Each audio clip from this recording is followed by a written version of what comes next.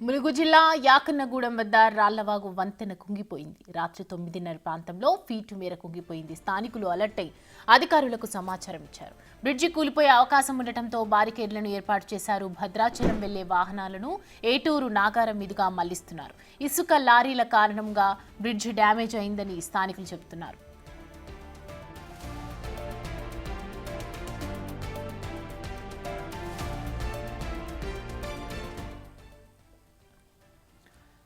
ములుగు జిల్లా యాకన్నగూడెం వద్ద రాళ్లవాగు వంతెన కుంగిపోయింది. రాత్రి 9:30 ప్రాంతంలో ఫీటు మేర కుంగిపోయింది. స్థానికులు అలర్ట్ అయి అధికారులకు సమాచారం ఇచ్చారు.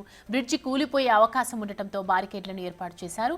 భద్రాచలం వెళ్లే వాహనాలను ఏటూరు నాగారం మీదుగా మళ్లిస్తున్నారు. ఇసుక లారీల కారణంగానే ఈ బ్రిడ్జి డ్యామేజ్ అయ్యిందని స్థానికులు చెబుతున్నారు.